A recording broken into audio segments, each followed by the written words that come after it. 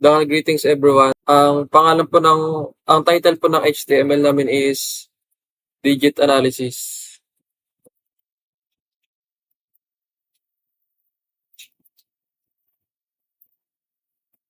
Then sa body naman po, yung header po namin is ang pangalan niya po is Digit Analysis din.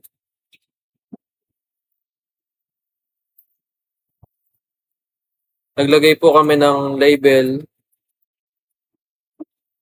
na num input, tapos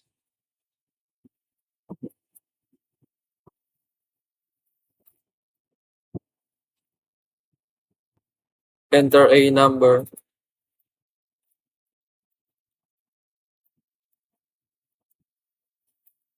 One to 12 digits.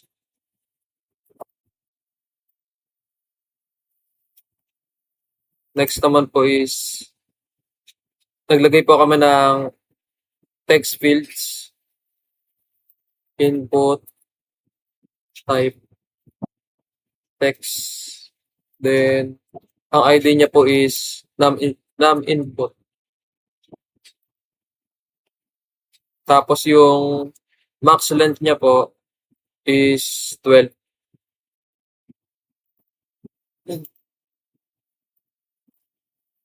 Then next naman po is sa div.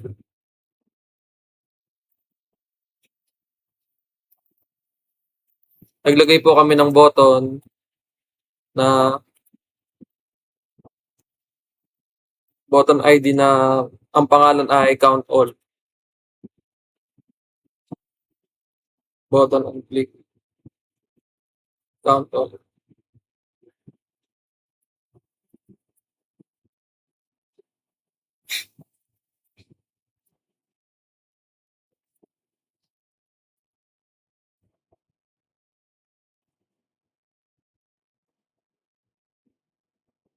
Count all digits. Next button naman po is count even. Button ID. Count even.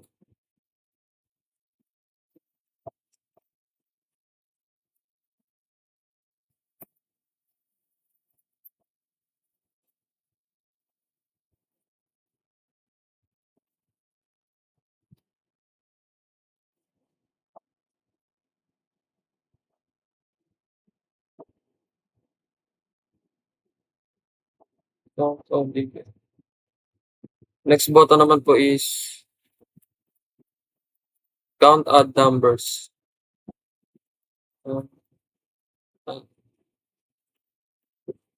Complete.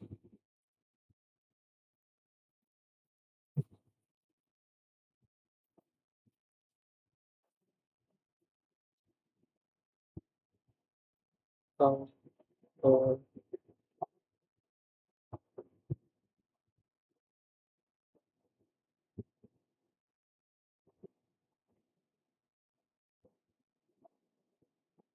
Next button naman po is mouse count. Ang ID niya po is mouse count.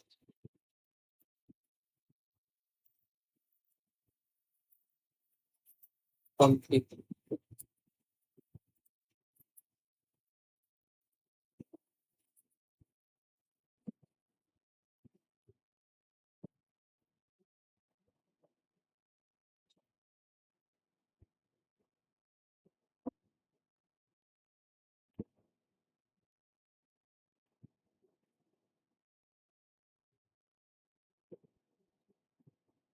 Ang next button naman po is find digits. Ang ID niya po is find digits.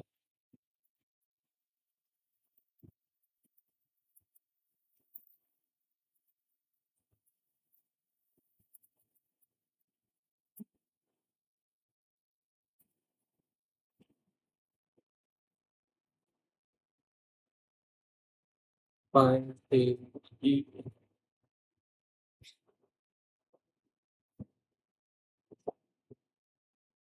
Then, panghuling button naman po is clear all.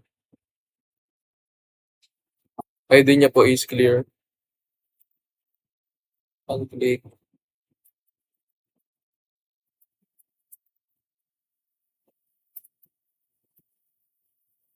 Clear all. Then, open close parenthesis. Clear.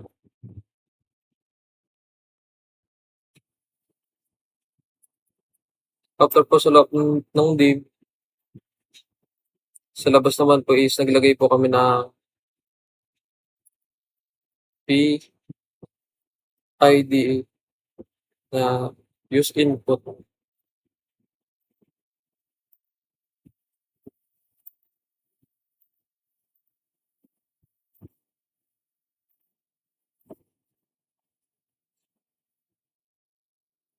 Then,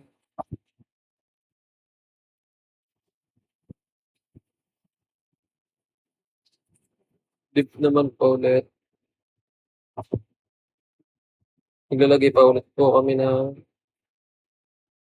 PID na output.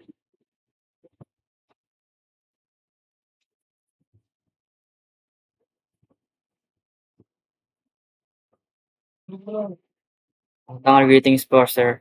Ang style po na ginamit po namin ay font family, Arial sans serif. Ginagamit po ito para maging readable po yung text.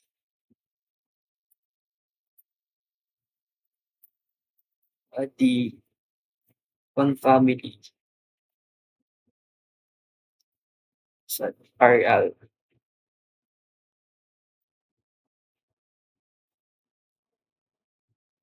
sans serif.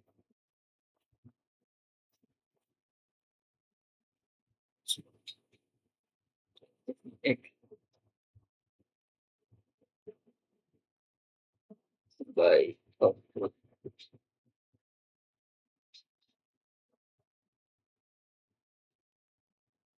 Output.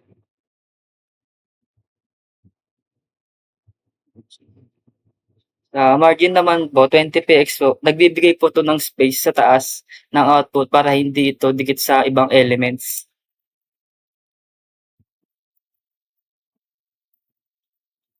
Syntax. 20px.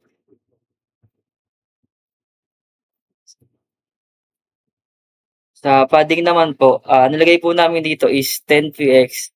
Space sa loob ng box para hindi dikit ang text sa gilid po.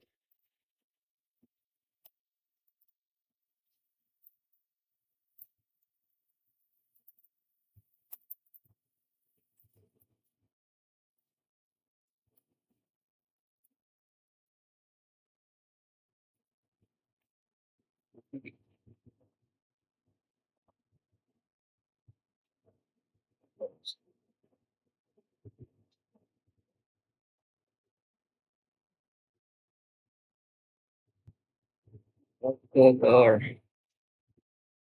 wait.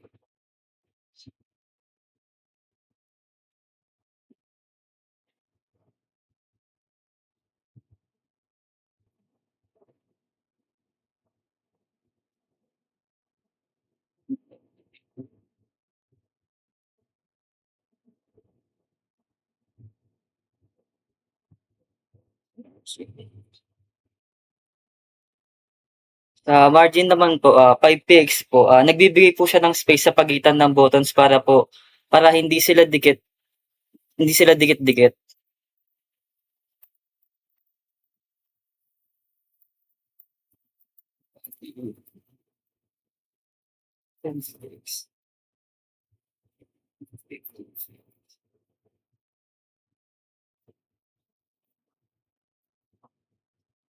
Sa padding naman po, 10px po yung nilagay namin, 15px. Ginagawa po malaki ang button para po mas madali po siyang i-click.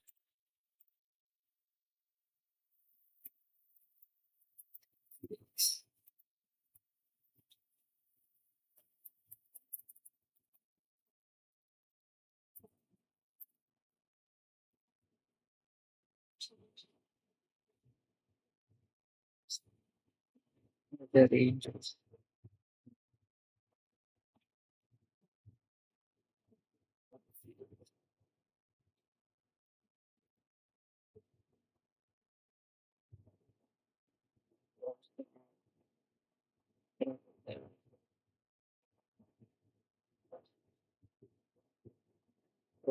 Sa button hover naman po,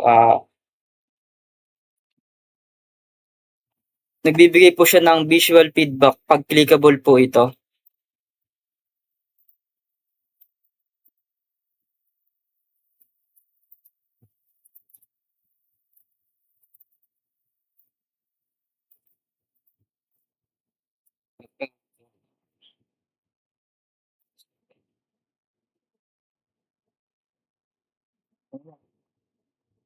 Next one po is create for the level for the input field. So let's type num input num input. The next one is enter a number and close parentheses. Close and open parentheses. 1 to 12 digits. So, which tells the user to enter a number with the 1 to 12 digits. So, for the input attribute associations, the level for the input elements that has the ID num input. So, the next one is input type equal text. So, create a text input field when user can enter a digits. So, the next one is the ID num input. So, ID num input. So, that allows JavaScript to access this input field. So, the next one is max length. So, max length ensures the user can enter at the most 12 characters. 12. So, the bracket. So, dev.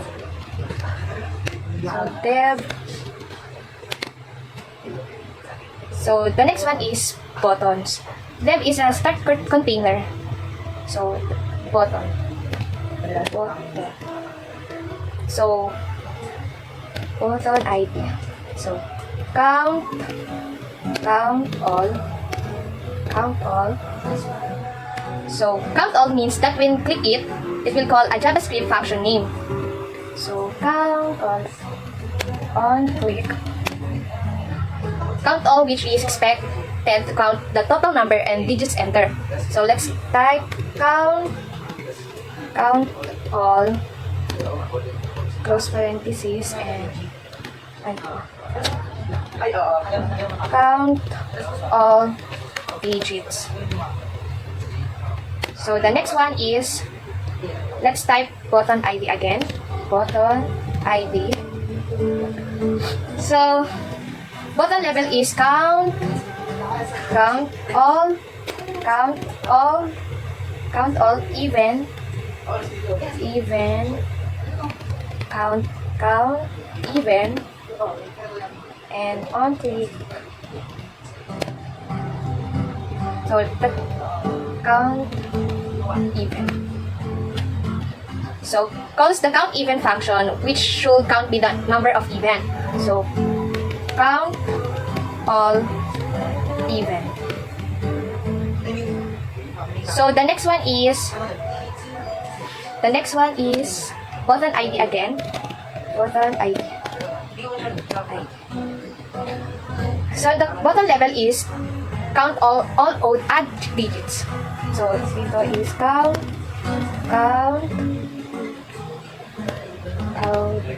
add, and on click count.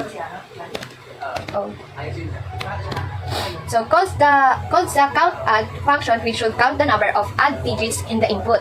So count all digits. The next one is mask button ID. So count mask must count. So the bottom level is most occurring digits. So most digits, most digits. So the bottom level is most occurring digits. So the next one is bottom ID equal. So the bottom level is a final digit. So final digit. On click, always remember on click. So the type again final digit. Those and bottom level is final a digit.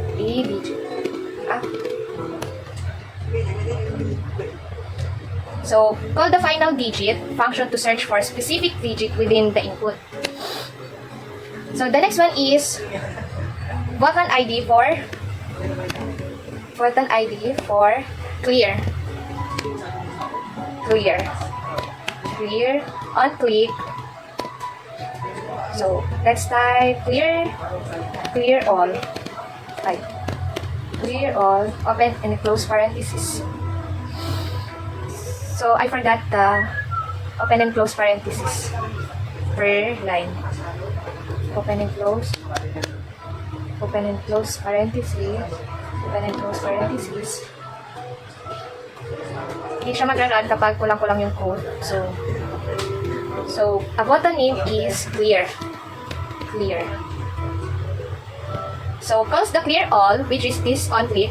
Call the clear all to function which is likely intended to clear the input field and possibly any display its results. So let's proceed for displaying output.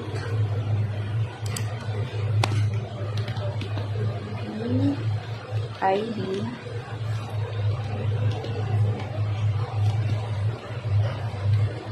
user input. Yeah.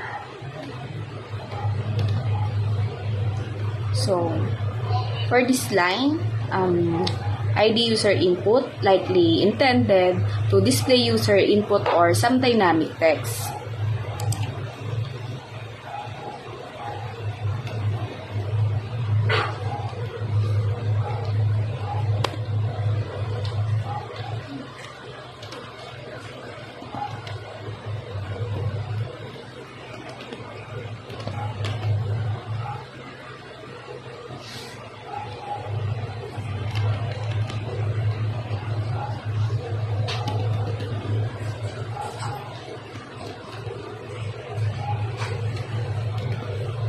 Yan. So, magkakaroon tayo dito ng div because for div container, groups like nested elements together. So, for this one naman, this line, PID output, yan. Likely used to show process result to output. And will probably display a message, result, or calculated data later. Thanks everyone, my name is Shantian Maritanan and ang naka-assign to sa akin is yung function ng test input. So, first, lalagay natin yung function test input.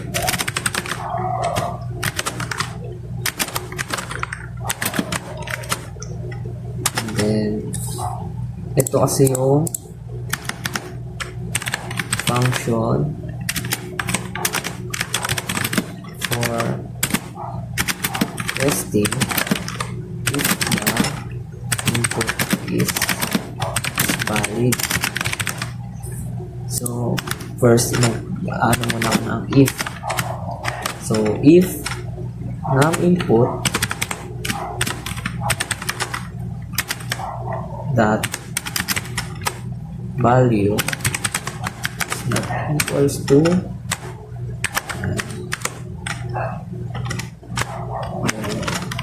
another if ulit. If is none, plus none, input ulit, plus value, close bracket, open bracket, then else. Gagamit tayo ng else. And input is equals to parse in. And nakalagay na is num input. Num input and get value. So dito naman po ang assign the value of the input to a variable if all condition are met. And next is gagamit tayo ng use input dot inner HTML is equals to, maglalagay po tayo dito ng break, and the number you entered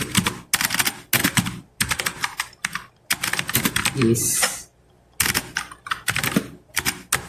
space, and lagay ulit tayo ng another close ng BR plus sign, then num input ulit, input that value,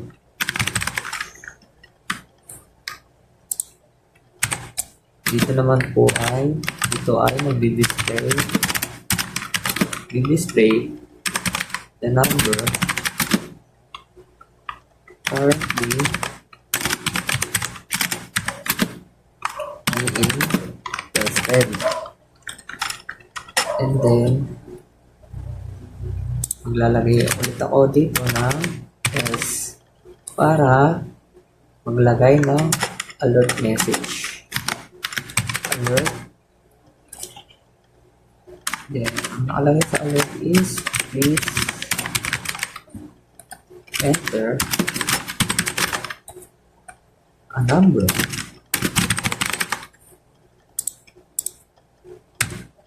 At dun na natin siya mapapafunction at mapapagana.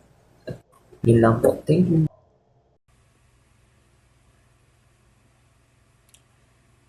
We define a function countAll that will determine the number of digits in the given input. Then we call testInput to check or process the input value. Then we ensure that the input is not null before proceeding.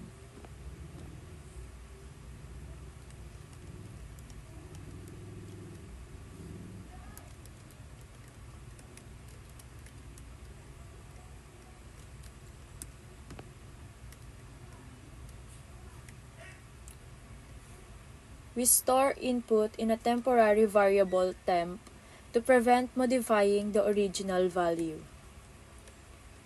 We also initialize count to 0, which will store the total number of digits.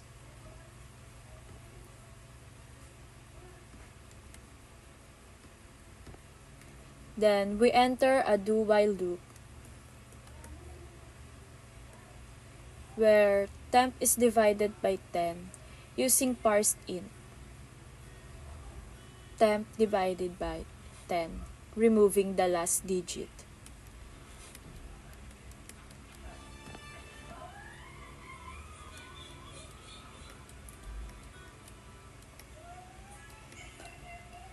Then count is incremented by 1 for every division, effectively counting how many times the number can be divided before reaching 0.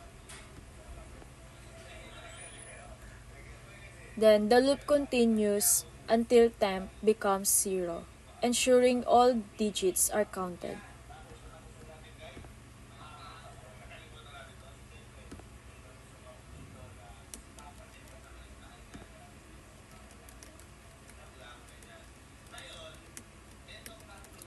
Then, to display the result, we update the web page content by displaying the total count of digits inside an HTML element using p-output.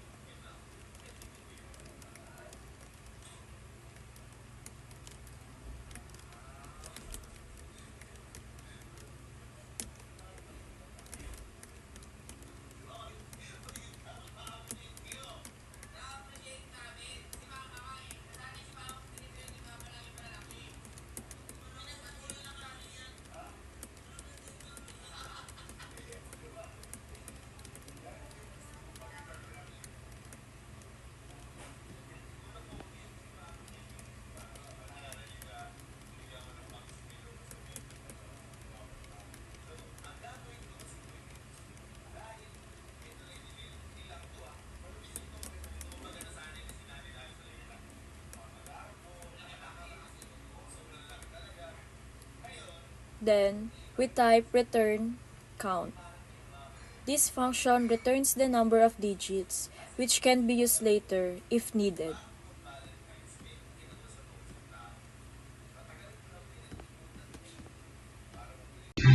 Greetings po, Sir Janus. I'm Ronji Delmar. I'm going to explain count even and count odds. Let's start with count even. This function counts the number of even digit excluding 0 in a given input number. Number 1, input validation. Test input, open close parenthesis, code to ensure the input value is valid. If input is valid, not null, it proceeds to the next steps. Number 2, variable initialization. Temp is initialized with the value of input. It will be used to extract and process each digit of the number. Digit will store the current digit being processed. Count is initialized to 0. It will track the number of even digits found. Digit extraction loop, do-while loop, is used to extract the rightmost digit of the number. At each iteration of the loop, digit is equal temp %10, extract the last digit, rightmost digit of the current number. Temp equal parse int, open parenthesis, temp /10, close parenthesis, remove the last digit from temp. The loop continues until temp becomes 0.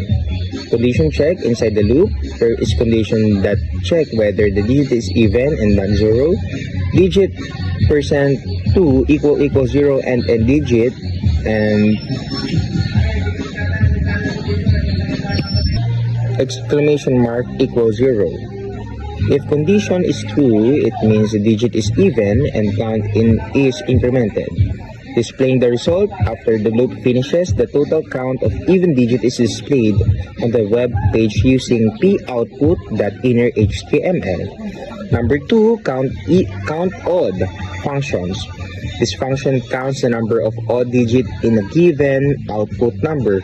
Number 1, input validation. Just like in the count even function, the test input is called to validate input. If input is valid, not null, it proceeds. Number 2, variable initialization. Temp store the value of the input number for processing.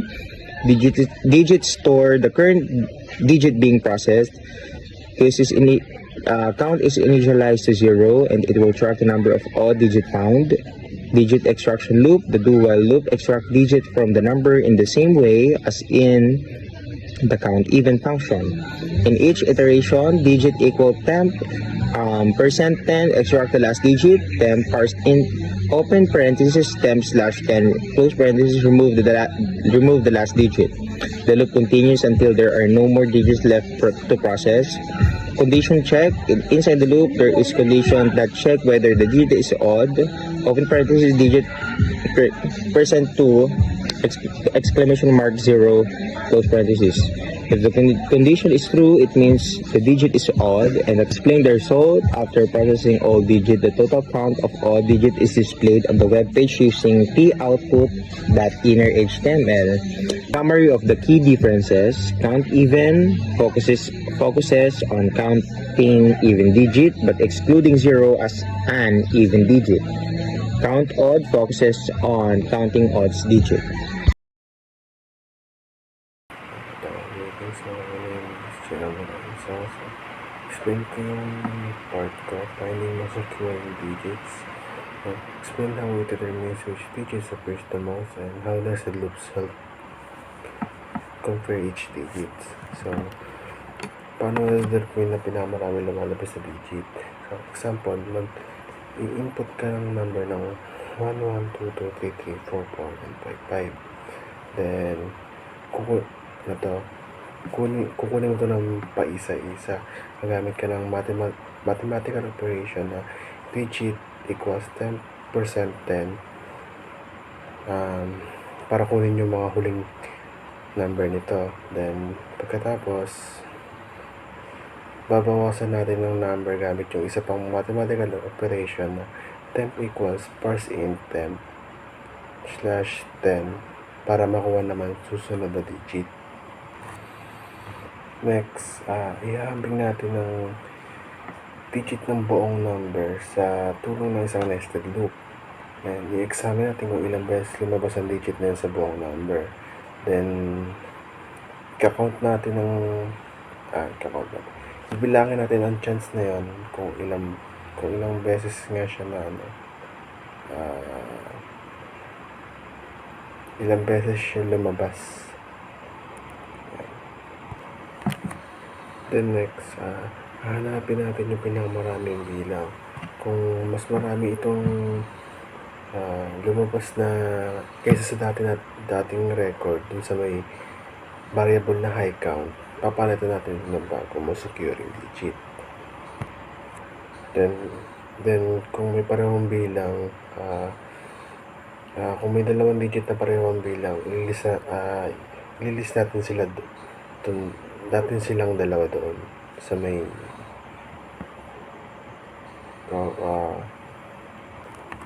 ililist natin sila sa bagong most occurring digits. Then paano nakakatulong ang nested loop? So, outer loop o yung pinakaunang loop sa do while, pinipili nito ang bawat. I'll explain the find digit function in our lab examination. So, the find digit function allows the user to search for a specific digit within a number they input. When the user clicks the find digit button, a prompt appears asking them to enter a single digit. The function first validates the input to ensure it is a number and consists of only one digit. If valid, it retrieves the total number of digits using count_on, then iterates through the number by extracting each digit from right to left when a match is found. The position is determined using the formula position equals digit count minus count, ensuring positions are counted from left to right. If the digit is found in multiple places, each position is displayed. Otherwise, the function informs the user that the digit is not in the number. This approach ensures accurate and user-friendly digit searching. Para man dito sa ating clear all function, sa English input, kailangan lang natin siyang palitan ng inner HTML ng empty string.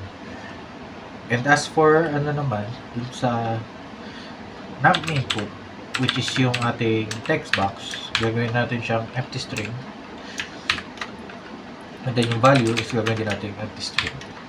Just in case na ando pa yung value niya. Tapos, yung ating p-output na lagayan ng ating output is empty string din. And yung input naman is assign na natin ng null value.